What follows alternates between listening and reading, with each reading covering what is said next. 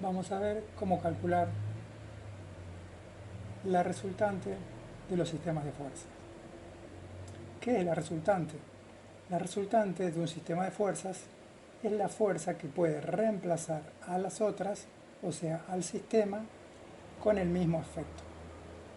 Lo que se busca al hallar la resultante es simplificar los sistemas de fuerzas que pueden haber en la realidad, como por ejemplo un edificio, un automóvil, una torre de una antena, etc., para que resulte más fácil observar el efecto de las fuerzas sobre los cuerpos. ¿Cuántos tipos de sistemas de fuerzas existen? Existen tres tipos de sistemas de fuerzas. Los sistemas de fuerzas colineales, sistemas de fuerzas concurrentes y sistemas de fuerzas paralelas. Vamos a hablar de cómo calcular la resultante en cada uno de ellos, por método gráfico y por método analítico. Comenzando por el sistema de fuerzas colineales. Vamos a analizar dos casos. El caso de que las fuerzas tengan el mismo sentido y otro caso en donde las fuerzas tengan sentidos opuestos. Entonces, primer ejemplo, supongamos dos fuerzas del mismo sentido, F1 de 30 Newton, F2 de 40 Newton. Supongamos que la escala que vamos a usar es de 10 Newton igual a 1 centímetro. Entonces la fuerza F1 va a medir 3 centímetros y la fuerza F2 4 centímetros. A partir de F1,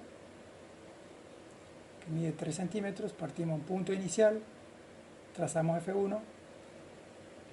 Al final de F1, donde está la punta del vector, trazamos F2, que va a medir 4 centímetros. La resultante va a ir desde el punto inicial. Yo no le voy a hacer que se apoyen para que se quede más claro, pero deberían ir sobre la misma recta de acción. La resultante va a ser la suma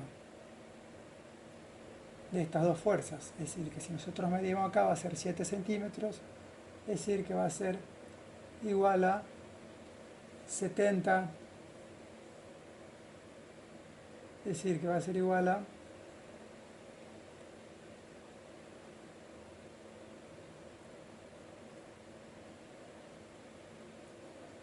70 newton, ¿sí? Ahora vamos con el método analítico. El método analítico es muy simple porque solo tenemos dos fuerzas y las dos van en el mismo sentido. O sea que la resultante de este sistema va a ser F1 más F2, es decir, 30 newton más 40 newtons, lo que va a dar 70 newtons. ¿Sí? Ahora veamos un segundo ejemplo, ejemplo de fuerzas con sentidos opuestos. En este caso tenemos un sistema con dos fuerzas, F1 de 4 newton, F2 de 3 newton. Y la escala, en este caso, es de 1 newton igual a 1 centímetro. Entonces, la fuerza F1, que es de 4 newton, va a medir 4 centímetros y la fuerza F2, de 3 newton, va a medir 3 centímetros. En este caso, como los sentidos son opuestos, lo que va a suceder es que se van a restar. Entonces, si a partir de punto inicial trazamos F1 y a partir de F1 trazamos F2,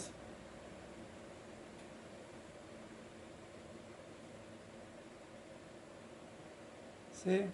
A partir de F1 trazamos F2, o sea, aplicamos el punto de aplicación de la fuerza de F2, donde termina F1, la resultante del sistema va a ser la fuerza que va a unir punto inicial con el último vector que hemos trazado. Es decir, que aquí tendremos F2 y esto va a ser la resultante sistema. Si nosotros medimos aquí, esto va a medir 1 centímetro, que va a ser igual a 1 newton.